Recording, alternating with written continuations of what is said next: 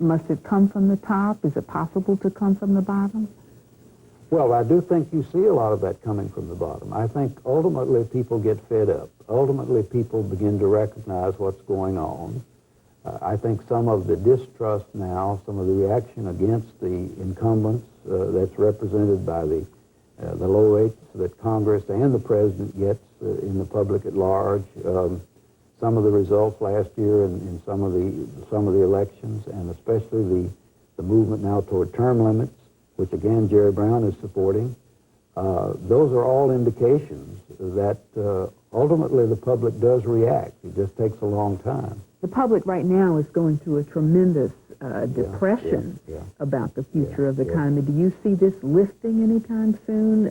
I think that is happening to some extent. I don't put much credence in these measures of consumer confidence. That can change very quickly.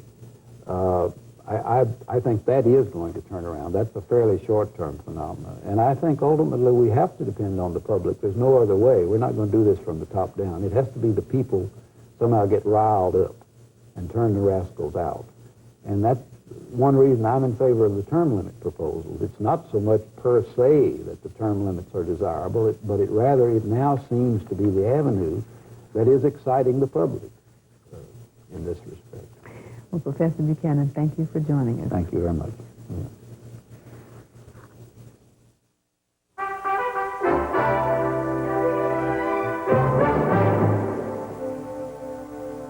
Finally tonight, essayist Roger Rosenblatt, editor-at-large of Life magazine, has some thoughts about real-life drama.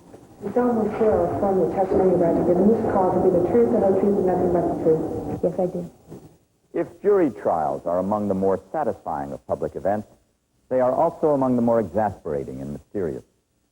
These days, there are more than enough trials to affect both reactions. The Mike Tyson trial, that was a sensation, affecting both sensations of satisfaction and mystery. The John Gotti trial, or trials, filling the popular imagination with questions and answers simultaneously. Ditto for the trial of Jeffrey Dahmer and the dark secret of his gruesome crimes. The Kennedy Smith trial, too. Even watching that one play out on TV did not answer all the questions one would have wanted answered.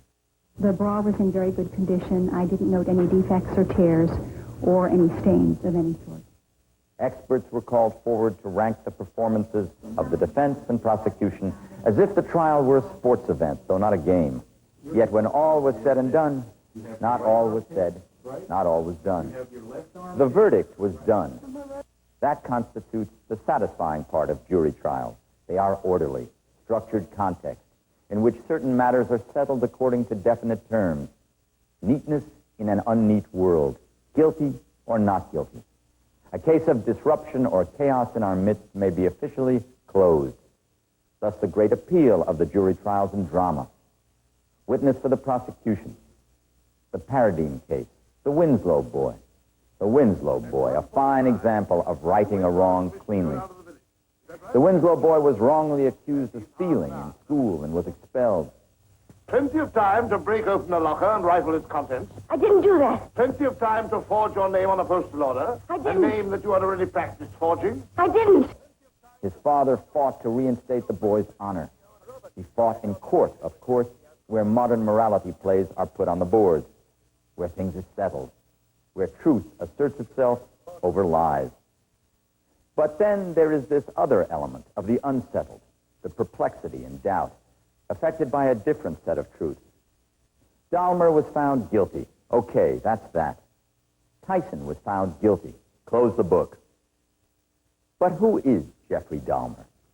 Who is Mike Tyson? Nothing in the orderliness of the trial tells anything about the minds of those paraded so nakedly before us. The system is not constructed to reveal their minds, only their actions. Yet the more they show, the more frustrations they engender. Look to Court TV to be there in the courtroom live. With the advent of vehicles like Court TV, we are entering an era in which trials by jury will increasingly become public dramas, public morality plays. They will more likely abet rather than replace fictional representations like TV's L.A. Law. Tell us why you did buy it, Mr. Appleton. son was in horrible agony. But in some ways, they will be less satisfying than fiction, because fiction can go into the mind, and the legal system cannot. Remember the old Perry Mason shows with every guilty party expressing his or her confession, motive, and character in a single end-of-the-trial explosion? You wanted to destroy my reputation, destroy me. And so you stole from Daniel Redmond's chambers a container of pills he'd picked up for his secretary. Yes, I knew what those pills would do to a man who drank as much as Weston. No such revelations on court TV. We will watch the accused sit before us more and more while we understand less and less. Or remember Inherit the Wind, about the Scopes monkey trial, the evolution trial in Tennessee. Would you ban Copernicus from the classroom along with Charles Darwin? Would you pass a law throwing out all scientific knowledge since Joshua? Revelation? In the movie, Spencer Tracy played Clarence Darrow, who defended the evolution teacher. Frederick March played William Jennings Bryan, who prosecuted the teacher and stood up for creationism, in which he wholeheartedly believed. I believe in a God who can make a whale and who can make a man and make both do what he pleases. Gene Kelly played H.L. Mencken, the reporter at the trial, who was on Darrow's side, the side of right, clear reason. That side lost the verdict, but won the case intellectually. And William Jennings Bryan was so overcome with confusion, he had a stroke in the movie. The Mencken character gloated to Darrow that Darrow had made mincemeat of that Bible-beating bastard. Whereupon Darrow shouted, "My God, what could you possibly know about a man like that?" The answer was nothing. It is always nothing. I'm Roger Rosenblatt.